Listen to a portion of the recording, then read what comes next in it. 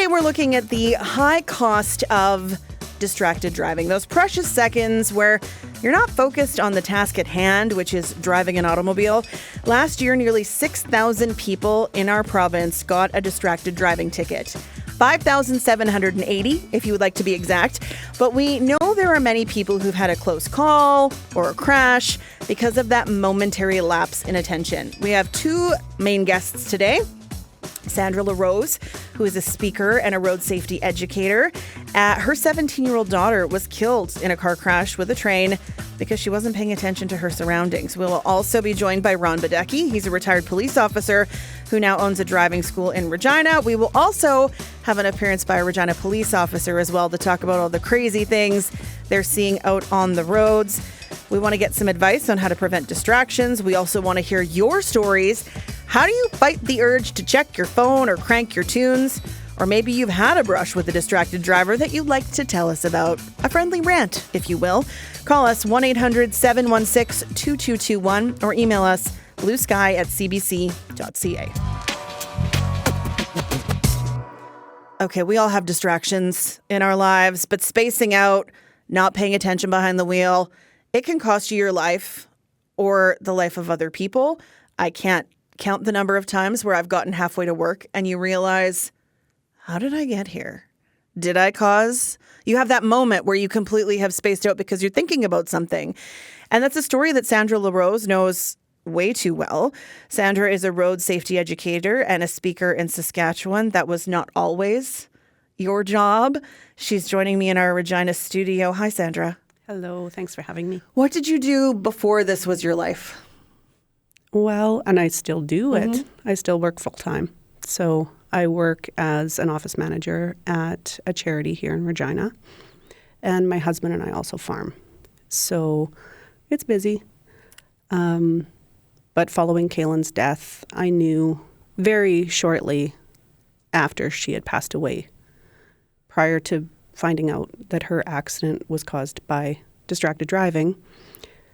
But I knew that if her phone had anything to do with her collision, that I was not going to keep quiet about it. So tell me about Kaylin. She was a shining, sparkling light. She was brilliant, smart, hardworking. She had 2 part-time jobs. Mm-hmm. She was involved in drama and choir, played volleyball, helped on the farm a little bit, and was just a joy. And with everything, she still had a high honor roll average. She had her life in the palm of her hands, and I think she would have had a really big impact on everyone whose lives she touched, and I know she did. She wanted to become a high school teacher after she had graduated, partially because she just wanted to have an impact on her students like her teachers had had on her life. And she wanted to help people.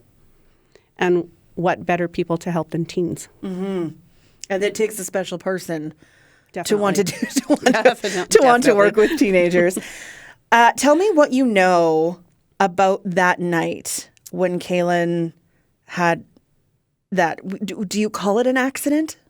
Collision. A collision. Yeah, an accident.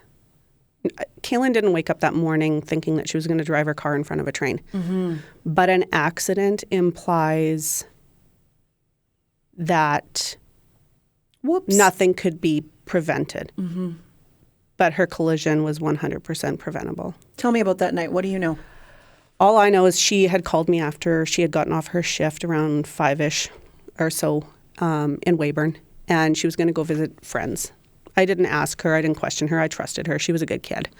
And I went home after my shift, and she didn't show up in a timely fashion because she said she wasn't going to be long. I texted her asking where she was. My phone dinged. It was her friend sending me a messenger message, like on Facebook, asking me to call a Weyburn phone number. I called it, and it was the RCMP. Oh, gosh. At that moment, all he said was Kaylin was in an accident. Stars is flying her to Regina. She's going to land there in 12 minutes. Do you need a ride? And I said, no, my husband's here. Called him in from the field. We made the trek to Regina, which was almost an hour. And it wasn't until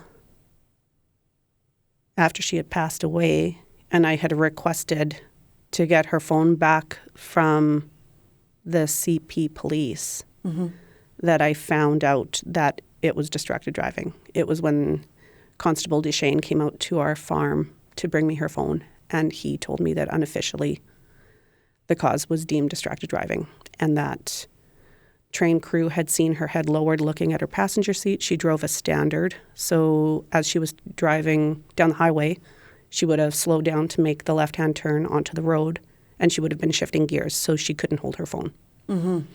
And because the train crew from their vantage point could see her looking down at her seat, we presumed that it was her phone. Google Maps was activated because, to my knowledge, she had never been out there before, and Snapchat notifications were on her screen. So her accident was preventable. Out where her accident was, there was no buildings, there's no trees. It's Saskatchewan. You literally can see for miles. And her and the train were going opposite directions. And I think, in all likelihood, she probably did see it from the highway at highway speeds, but it was only an engine and one rail car, so I think she probably thought it wasn't moving. When you got to the hospital, how much did you know? Nothing at that point. When I got to the hospital, the social work team and the flight nurse from STARS met us at the doors, and they took us back to the family room, and then they explained that she was already sedated. They had already put her in a coma. Of note, though, at the scene, Kaylin gave the train crew her name. Oh. So she gave them her name, and then she started seizing, so they sedated her on scene. So she never regained consciousness. She never spoke to me after that morning. But at the hospital, we really didn't know anything. We knew no particulars about the actual collision, just the critical state she was in. How long did you have with her before she passed? Kaylin and she had surgery in Regina, and then her and I were flown up to Royal University Hospital to the pediatric intensive care unit, and she was there for 6 days. We were told on her 17th birthday that if she somehow survived, she would likely have no quality of life, and she ultimately was declared medically brain dead on the day after her 17th birthday. She was an organ donor. She had chose to be an organ donor after learning about Logan Boulet's story. So they had to withdraw all the sedation from her body to see if she would stabilize on her own for the transplant team to come and step in and run tests. And ultimately, they harvested her kidneys and her liver for donation, and they removed her pancreas for research. She saved people. She did.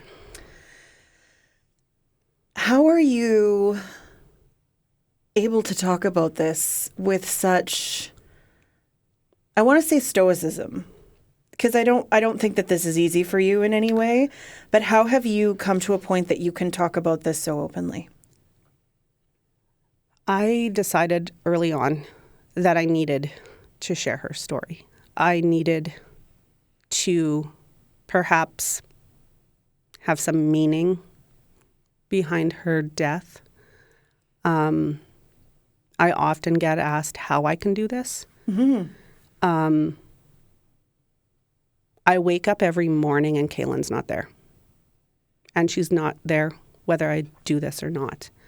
So the best way for me to honor her is to hopefully have an impact and ultimately save lives.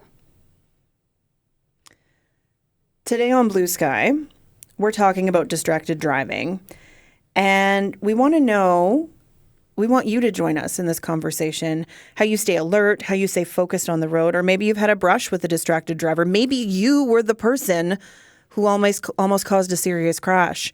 Call us 1-800-716-2221 or email bluesky@cbc.ca. Sandra, I think you've probably learned a lot of I don't want to call them lessons, but you've probably learned a lot of things that you never wanted to learn through this process. But I'm wondering what you learned about your own driving habits through this. Well, I can tell you that the day of Kaylin's collision, she called me after her shift. Our shifts ended at the same time. And I was on my phone with her as I was driving home.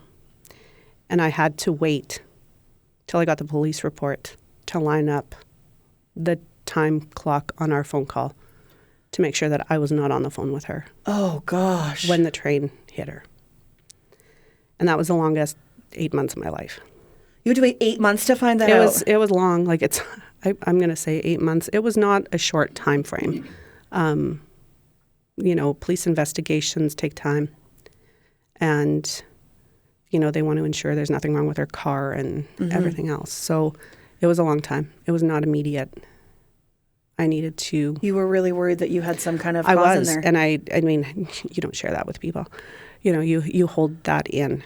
And, That would eat you alive. It did. And I shared it with nobody. I haven't really even shared that until fairly recently because it haunted me thinking that, you may have played a role in the distraction. I may have played a part in it.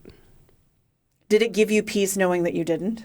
Absolutely. I mean, it was... You didn't even hesitate there. It doesn't make it better, for lack of better words, but the relief that, because I think that if I would have found out that that I had a part in it, I don't think I could do this. I was going to say, do you think you could talk about it so openly knowing that you may have had a role? No, I think it would have broke me.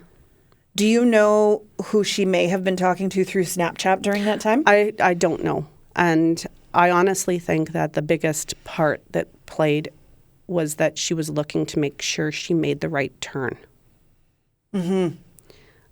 She drove an older vehicle, so she didn't have the fancy GPS that we all have now. Because she's a teenager. Because she's a teenager, exactly. And it's a rite of passage. Right? You don't drive the fancy car when you're a teenager. If your music is so loud that you can't hear a train, you're not going to hear the voice of the person on Google Maps telling you when you're going to turn. Right. Because she didn't have the automation that we do for the fancy hands-free. Right. So it, do you still talk on the phone while you're driving? I will use hands-free when highway conditions are good, when I'm not in the city, and when my mind isn't a bag of marbles thinking of a million things. I don't have long conversations. I can't be talking about distraction and be distracted. Who are you giving presentations to now? Who are you hoping hears your message? I have numerous contracts actually across Canada, so I have the ability to go into high schools all across Canada. I have a contract with Operation Lifesaver because I'm also a rail safety ambassador and the youth rail safe driver consultant with OL National. And they cover Alberta and Eastern Canada. I have the opportunity to go out to do the Friends for Life speaker series with Manitoba Public Insurance. And I also have a contract with ICBC to speak to BC high schools. And just last week was the official launch of the SGI Speakers Program. And SGI has really stepped up to the plate because they have actually offered funding for everybody. So if you're a community, an organization, a company, a high school, as Dustin Duncan had said, because that is who I had met to bring up the opportunity of having a speakers program within Saskatchewan. And he said, this isn't a teen problem, it's a people problem. And that's very true. What do you hear from people after I can imagine people listening to you right now are getting something from this, but what do you hear from people after your presentations? Is there some guilt in the room? They share stories, condolences. the best part is the hugs. But it's the stories, thanks for sharing her story, and I'm going to change my habits. And there's no metrics to measure the impact of speakers like myself. All we can hope, and all I hope, is every time I'm in a high school that the students that are sitting out in the audience, if they make it to graduation, maybe I played a part in that. You sound like you had a really good relationship with Galen. Oh, she was fabulous. We did. We butt heads. We did butt heads. We were mother-daughter. So, but what would she think of you doing all of this? I think she would be proud. And as they were withdrawing the sedation from her, that's one of the last things that I said to her, was that I promised I was going to make her as proud of me as I was of her. And if she had lived, she'd be doing this. Or we'd be doing it together. Oof. I bet she is very proud of you. I'm going to get you to hang tight because I want to bring into the room. In the room with us right now is Ron Badecki. He is a driving instructor. He's also a retired police officer of 30 years in Regina. And as you're sitting here, Ron, I know you work with high school kids. You teach them how to drive so we don't shake our fists at them. I say that, but we were all those teenagers once, let's be real. But what do you, as you're hearing Sandra's story, what's going through your mind as a former police officer and also as someone who's working with kids now? We've come a long ways. I mean, in the past, when I first was started as a police officer, we really didn't know a lot about phones. We didn't have cell phones at that time. If somebody was driving on the road and they were weaving back and forth, they were impaired from drugs or alcohol. Now, it's probably a cell phone that they're on. I've been doing this for 17 years now, and we're teaching the kids. We have 30 hours in class that we teach the students, and part of that is about distracted driving. And we teach them we have videos on it about distracted driving, what it's all about, how to prevent it, and how to recognize it, and how not to do it. I'm curious, I think back to driver training when I was in high school, many moons ago, and I didn't have a cell phone. I got my first cell phone actually when I was 16. The stipulation was I had to answer it no matter where I was, or they would take it away, and I had to pay for it myself. And there was no texting on that phone. It was just a phone that phoned people. There was no texting at the time. So it was never in the classroom. It was never a distraction in the way that phones are now. Driver training, I imagine, is also different in that way. Are there phones in the classroom? Do you have to fight the distraction of the students as it is with the time you get with them? No, we don't allow any cell phones in there. They have their cell phones with them, but they're not allowed to be on it. And so basically we have rules, and if you're on your cell phone, we have what's called a 3-strike rule. We catch you 3 times, you're gone. So we're pretty strict. And in the last class that I have, which was 80 students, not once did I have to talk to somebody about a cell phone. I'm really impressed with what they're doing. But every student has a cell phone. Everything. I ask them a question, are you addicted to your cell phones? And then I say, okay, on the next break, how many people had to go on their cell phone? Yeah, they're all addicted.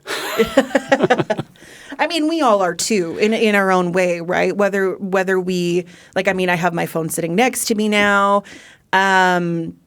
Whether or not we can unplug during the day and really focus our attention, it's not just a driving issue, but a vehicle is a weapon. Absolutely. Right? In that way. What made you, after retiring as a police officer and seeing all the things that you saw as a police officer, make you want to teach people how to drive? Well, I got involved in driving as a police officer because I taught high-speed pursuit and stuff for 7 years with the police, so I was interested in that. And I've always been interested in teaching. I was a high school resource officer at one point, so I love teaching. So I started getting into teaching students, and I love it. It's my fun time. I have fun doing it. It's what I like. What about it appeals to you? Leaving them with a message and perhaps the idea that I can survive. I can, as long as if I reach one student and save their life, I've done my job. I hope I reach a lot more, but if I can reach one and save their life, I've done my job. What's the biggest challenge when you first start in a classroom? You think of games like Grand Theft Auto, Gran Turismo, those games where kids are playing driving games now more than we ever did when we were younger. Do kids feel like they know how to drive before they get into the classroom? You might have a couple that think they know how to drive, and then they get behind the wheel, and they don't. However, if I can give any advice to any student, if you do start driving and if your parents are helping them, they turn out to be really good drivers. So if they're help from the parents, teaching them to drive and teaching them how they drive and the rules that they have, they turn out to be really good. Are we instilling bad habits in our kids in the road? I mean, you say that parents helping are good, but I also know that the 12-year-old we have at home can be critical of our driving habits sometimes. Yes, in a way that older people, they get bad habits, and their kids are watching them, and they're picking them up. Everything from steering the wrong way to going through flashing red lights where you're supposed to stop, turning a right corner at a red light, which probably 75% of the people do. They're getting watched, and I have to work that out of them. We are talking about distracted driving on Blue Sky today. My guests are Sandra LaRose and Ron Badecki, but also Constable Mike Seal is standing by with the Regina Police Service. We'll get to him in a couple minutes to talk about all the crazy things he sees on the road. You may know him as Hawkeye if you're following him on social media. I want to read a couple emails that we've received just over the last few minutes. Ellen sends an email. It says, I recall my driving instructor when I was a teen learning to drive, repeating that the most important thing was to constantly be scanning your environment because your environment as a driver changes every second. Despite cell phones, etc., this number one rule still applies. And Donna emails, distracted drivers will always be with us, so the only way of staying safe is to try to stay safe. As a driver, I was almost hit by a vehicle in another lane. Reason, he was eating a bowl of cereal. As a pedestrian, I was almost hit by a woman who was stopped at a stop sign but didn't see me because her dog was sitting in her lap, blocking her view. We can't stop distracted drivers. We can only be alert to them. I mean, if only we could stop them, I think we would probably have a lot more near misses, fewer near misses. We want this to happen less. Ron, let's talk about what you're teaching kids in terms of distracted driving in the classroom. And I mean, this is a good reminder for the grown-ups listening. Oh, sure. Well, there's three main types of distractions. You can have the visual distraction where you're actually taking your eyes off the road, a manual distraction where you're taking your hands off the wheel, and then you can have a cognitive where you're taking your mind off of what you're doing. So when you're texting, you're doing all three of them. Okay, and some of the common distractions that we have are like cell phones, MP3 players that are going, passenger and pets. Yeah, that's a big one. Mm-hmm. Eating and drinking. I've seen that lots. And adjusting your radio is a distraction. Now, listening to your radio, although it could be a distraction, we consider that white noise. Mm-hmm. In other words, it doesn't require a response. Are you telling me I'm white noise? You are. In other words, I can listen to you, but I'm not required to respond to you. Right. So it's not considered, to me, a really bad distraction. Right. Okay. Adjusting your radio. Mm-hmm. Reading a book. That happens. People read while driving? Oh, yeah. There's been people that read their newspaper while they're driving. It can be on the side. It can be right in front of them sometimes. I've seen that. Okay. Reaching for objects, either in front of you, dropping something on the floor, reaching behind. Billboards and advertising.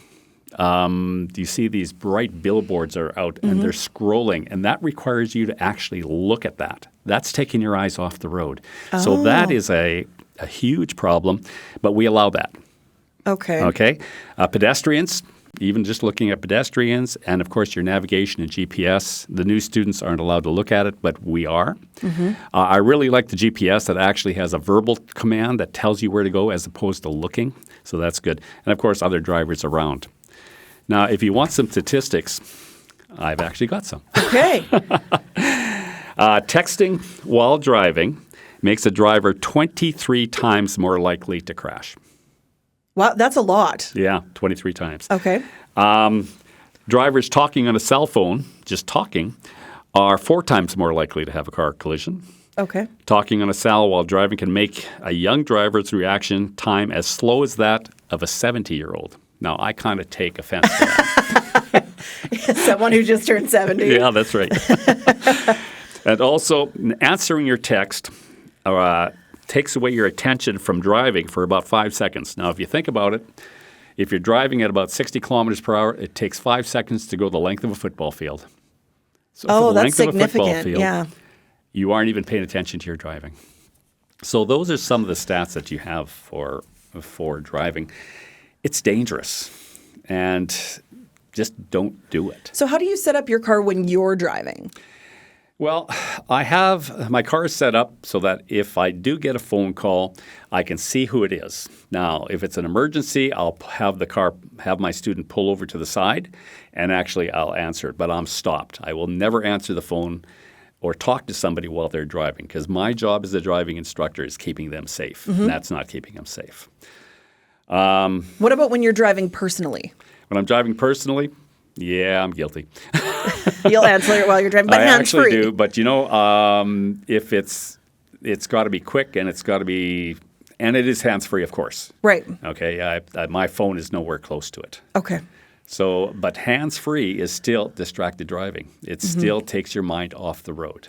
Yeah, Sandra, you mentioned that you only do hands-free in very specific circumstances. Did you have to work up to getting back to that? Like how? Oh, definitely. How much after Kaylin's accident were you concerned about being distracted at all? Oh, I was. And because of the loss of Kaylin and that weighing on my mind, even the cognitive, zoning out. Right. Because I'm constantly thinking about her, and that hasn't changed. It's just not as prevalent, I guess. It's, I'm hyper aware now. That's the one thing that's the one description that I can put for myself, is that I'm super hyper aware. And I've actually done a ride along with Mike a few years ago, and learning from him was very eye-opening, and I've taken what I've learned from him, and now, especially since I do a lot of highway driving, from the distance, cars coming towards me, especially if you're on a single-lane highway, I can tell when they're starting to veer into my lane or they're veering towards the ditch, and then you're thinking to yourself, like, okay, should I slow down now in case he actually comes into my lane, he or she? So I'm hyper aware. And even in the city's even worse. And I have to bite my tongue sometimes because, when I pull up to somebody, I feel like I should have a picture of Kaylin on my car. And they're just plain as day. Oblivious. People are not even hiding it. They've got, I was on the My Current. favorite is when it's on speakerphone and they're holding it in their hand. Yes. Like, what are you doing? Right. Or just right to their ear. Yeah. Like, you're not invisible. No. So it's, but I am aware. And I always say, too, for those people who are making the call to the person that is in the car, if you know they're on the road, don't call. Have that respect. Because if you know they're going from point A to point B, you know the distance that it takes and the length of time that it takes. Let them get there. And then don't be upset if they don't answer. Right. Because that's the other side of it, is, there's nothing worth losing your life over. Absolutely nothing. And everything can wait. Literally we have everything. not lived with cell phones for eternity, and we all managed. We managed without Google Maps. We managed without phones. We managed without texting. Even if our car broke down, We figured it out. we figured it out. And in this day and age, like, everybody's time is precious, but your life is far more precious than your time. 1-800-716-2221. That's the number to call if you have a story. Maybe you have a strategy, or maybe you have been a distracted driver that has learned a tough lesson. She mentioned doing a ride along with Mike Seal. He is joining us now from his office at the police station. Mike, thanks for being here. Thanks for having me. It's been a long time. You and I talked many years ago when you were the very famous social media guy for calling out people for all of the terrible things they were doing on the street. You left that job for a little while and now you're back in traffic. Are things better, worse, or the same? I would say it's better. It's still frustrating that it happens, but there was that 1 year I personally wrote like almost 1,500 cell phone tickets. And I think in the last couple of years, like it's still around like 500-600 that I've written a year, but that's a marked decrease, which is good to see. That's my main focus. I still think about Sandra and Caitlin. That's still my focus when I go out there, to make sure that no one's going to get into an accident, no one's going to get hurt or killed. But it's harder to find them, which is good, but I am still finding it, and it's still disappointing. Why do you think there's a decrease in the number of tickets you're writing? Do you think people are better, or is it like what's the reason for fewer tickets? It's not that you're not looking. No, I think that it's a combination of like newer cars. A lot of them are coming out with like CarPlay. You can even buy things now that if you have an older car and you don't have Apple CarPlay or Android Auto, you can mount it to your dash and it simulates that. And I think also just like the increased penalty and fines and a lot more education, whether it's Sandra or SGI, a lot of people are more aware of how serious it is. It's literally just below impaired driving and causing injuries and death for accidents in the province. So I think it's a combination of a lot of things. In the last week, let's just go last week. What are the top 5 most ridiculous things you've seen people doing while driving? I had actually on Monday night, my block this week has been Monday, and this is my 3rd day working. I had a lady I pulled over, and it was the 4th time in 12 months that she's been on her cell phone. She was also suspended from driving, so she got a $2,100 ticket. She got her vehicle impounded for 7 days for the repeat cell phone use, and then also got a court summons for driving while suspended as well. So not learning a lot of lessons, that one. No, and for me, when I pull someone over, obviously there's an enforcement and all that type, but I also want to educate the person to let them know what they can do when they're driving, whether you have an amount, and when it's an amount, you can touch it once to change a song, answering up a phone call. You have your map displayed just like you can on your infotainment screen. And I looked up who wrote her a ticket previously, because her defense was, I didn't know I couldn't do that. And I wrote her a ticket last summer for that. And I said, I know I told you what you can and can't do, so that's not a valid defense. So do you get mad? Like, can you get mad? Are you allowed to get mad when you've pulled someone over for the 4th time in a year for doing the same thing? It's frustrating. It's disheartening, honestly. When I'm in the car, I'm frustrated. I'm kind of like, you see their history and you just kind of shake your head and like, and they always say, well, I'm not on my phone all the time. I'm like, if you've been caught 4 times in a year by the police, I guarantee you're on your phone all the time, or else you're the most unluckiest person in the world that the only 4 times you've ever been on your phone is when someone caught you. Yes, it's frustrating. Absolutely. Talk to me about other things that count. I think of this morning as an example. Frost so thick on the windows, you can't really see unless you've scraped. How does that play into distracted driving, or does that fall into another category of being a problem on the road? It falls into another category. There's actually different charges for not having your front windshield cleared, and also you have to have 2 mirrors that can see to the rear. If your back window is frosted, you at least have to have a clear, like your rear view mirror inside, or the 2 external ones have to be clear, and your side windows have to be clear so you can see to the rear as well. But that's a separate charge as well. Okay, so what is in your purview if you see someone not paying attention? What is distracted driving? How would you know that you can pull someone over? And this is in the name of safety too. Like, to be clear, this isn't you being like, I racked up this many fines today. But from a safety perspective, what is distracted driving? It can be anything. So there's different charges. There's obviously the cell phone charge. That's whether you're holding it, using it, viewing it, or manipulating it. So if you just move it, if like people say, well, it just fell on the ground, I picked it up. That's not a priority right now. But obviously people watching YouTube, there's also a separate charge where you can't have a computer screen anywhere in the driver's view. So someone in the front passenger seat can't be on a laptop or on their iPad and showing videos to the driver. And also there's with driving without due care and attention, which I've written that a couple times in the last year. I had a gentleman solving a Rubik's Cube while he was driving on Albert Street, which I don't understand why that would be a priority while you're driving. And I also had a gentleman, like you guys were mentioning people eating and drinking. I thought he was impaired at first. He was driving on Dewdney in front of the RCMP depot, actually, and he was swerving in his lane. And I think, it's like Ron was saying, back in the day, if someone's swerving, you assume they're drunk. Now that gives off the same signs of distracted driving. I pulled up beside him, and he was driving 50 kilometers an hour without either hand on the wheel, and had one of those 7-Eleven clear nacho plates and was scooping nacho cheese into his mouth with cheese while he was driving 50 kilometers an hour and swerving in his lane.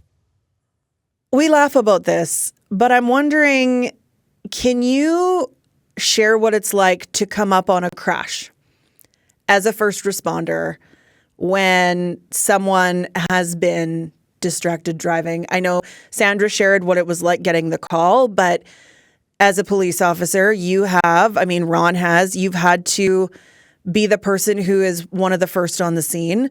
What is that like? It's horrible. There's so many people. I was honestly one of the people on scene that bad accident last week, where it was on Just Bins, the Honda Accord that hit the tree going up to the university that caved in the front. You always go and you see the vehicle first, and then you see victims, possibly people that are passed away, or you go and see them in the ambulance with their horrible injuries. The thing that, like they were saying, we don't always know right away if it was distracted driving. A lot of times, and that's the thing, like they have the stats on distracted driving, but I'm sure it's probably even higher because there's just some accidents you just don't know. You can assume it's that, but you can't guarantee that that's that. But it's very, very upsetting to know that it was such an avoidable crash.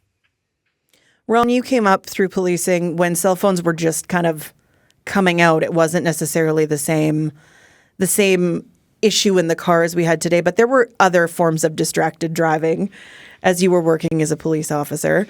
What was it like for you? Well, there's always been eating in the car. There's always been putting makeup in the car. That's been going on forever and a day.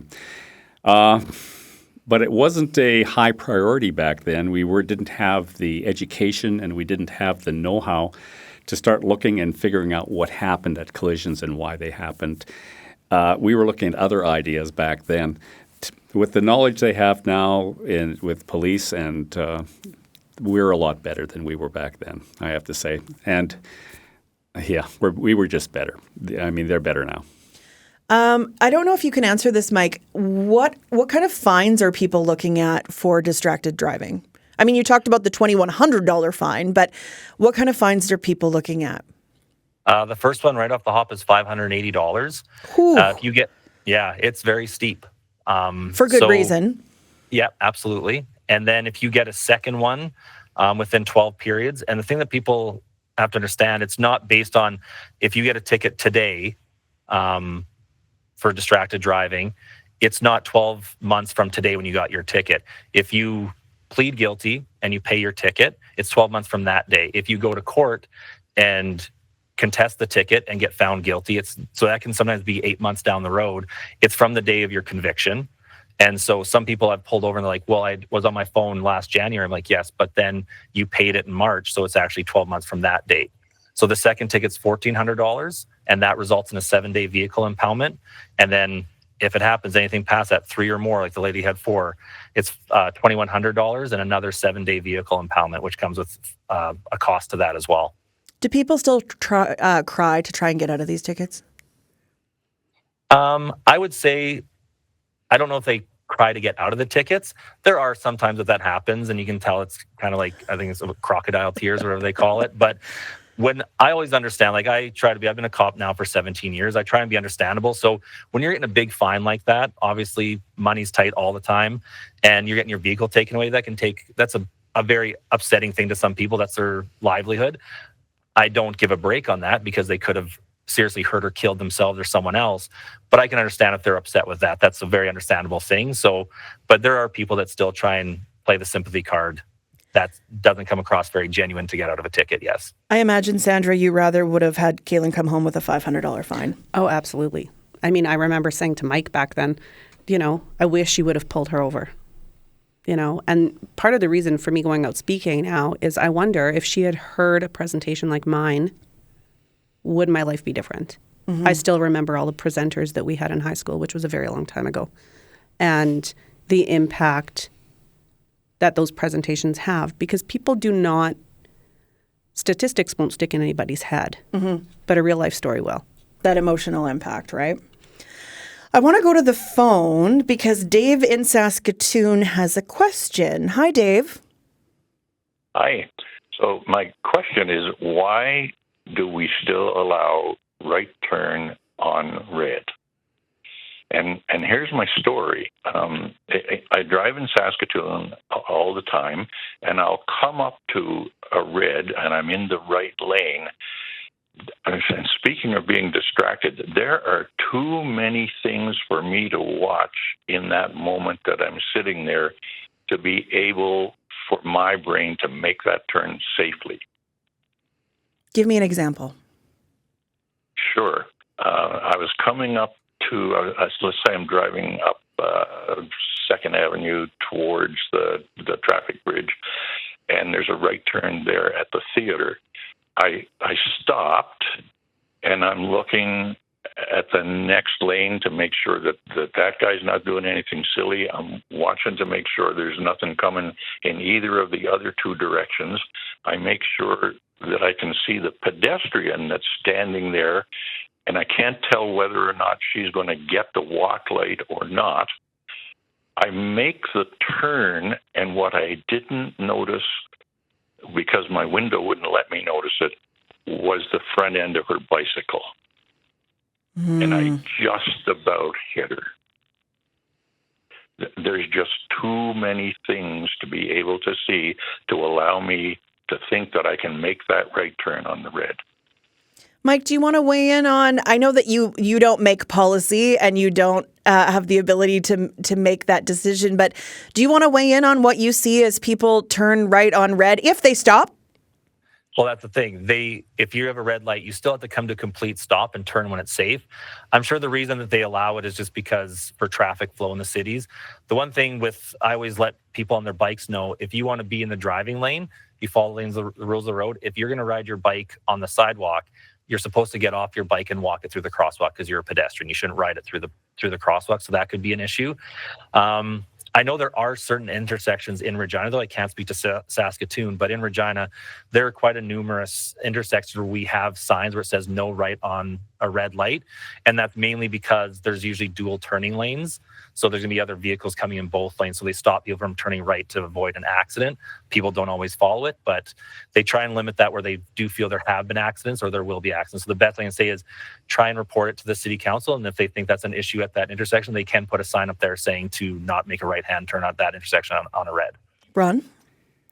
One of the things we teach the students when you're making a right turn on any street at all is you have to get close enough to the curb that a bicycle can't fit between you and the curb so that doesn't happen. So we teach them you have to get close. And then also as you're coming up to the curb and even doing your turn, you shoulder check to make sure there's nobody either walking into you or beside you. I just had a flashback to my driver training.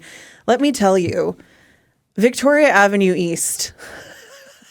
There is that little whoop turn at Winnipeg where the road doesn't go entirely straight. You have to follow the road. And as a 15-year-old with my learner's license, my parents to this day will tell you that I almost took the side mirror off and hit a bus because I did not so care. Because when you're learning to drive, it is so stressful with other people in the car. Learning to drive is an exercise in distracted driving, particularly if you're with parents who are a little stressed out. I'm sure my parents are listening and are nodding along. She's scary. It was awful. Because you're not comfortable behind the wheel. You're still trying to remember all the rules of the road, and you have mom and or dad do this, do that, turn here, oh my God, speed up, slow down. And so how do you, Ron, get that zen calm so that you can focus we get better as adults in theory, but how do you get kids to focus on that and ignore the rest? That one person that called in on the email said scanning. And that's exactly what we do. You have to look ahead. One of the things we teach is never be surprised. If you're surprised when you're driving, you did something wrong. You've got to look 3-4 blocks ahead. You've got to look left, center, right. You've got to check everything out. You've got to take a look and understand lights, understand why they're turning yellow. We talk about a new light, an old light. A new light is one that's green with a walk sign, and you know it won't turn yellow. An old light might turn yellow. So therefore, you're prepared to stop for a yellow light. We teach that. Never be surprised. Always know what's going to happen and keep looking. Mike, I'm wondering, as a police officer, you're out on patrol, you have a laptop, I'm sure you have a cell phone, you have a radio, you have all of the things, and whether you're watching on social media or not, if you're watching the rant and rave pages as we do, there's always a complaint. Police officer on his phone, police officer on his laptop. How do you as an officer maintain focus while you're driving, but also doing your job? I don't know that you're a superhero, but I'm sure that you have some skills that are required to make sure that you also don't cause the collision. Yes, absolutely. So under the Traffic Safety Act, we are exempt for using our cell phone while driving, but obviously that's for work purposes. I've had a couple of people pull up beside me very upset that I was on my phone. I was talking to someone who was threatening suicide, and I was trying to talk to them while I got to their house to make sure they were okay. Very understandable thing. It's something that was required for a job, but it has to be for a work purpose, because the danger of being on your phone kind of outweighs, or the danger of what we're going to outweighs the danger while we're driving. And the computer in our vehicle, that is mainly just for, it's just like kind of like an infotainment screen. It has a GPS on there. It lets us know where we're going to. I'm sure Ron can speak to this. I've heard stories from before I started of them having to pull over and pull out a map to know where they were going in the city. And those maps weren't always updated with how developments in the city. So at least now we have a GPS program that says, and we actually have a button that you can actually push, and it'll give you vocal directions of what turn to take at your next, to go to your call for service that you're going to. Ron just mouthed, "I wish," as you were saying all of that. Because he's been doing this 17 years, and you've been a police officer for 17 years, so you're literally ships in the night at the police station. Yeah, but there is distractions in the vehicle, but it's to respond to emergencies. So it is something that we're exempt from just because it's required to go and help people with their job. Karen Ann is wondering, has a question. Is there treatment for people or courses that people are required to take if they are repeat offenders? We know that there can be for some kinds of driving, defensive driving or whatever. Is there for distracted drivers? Does that exist to your knowledge, Mike?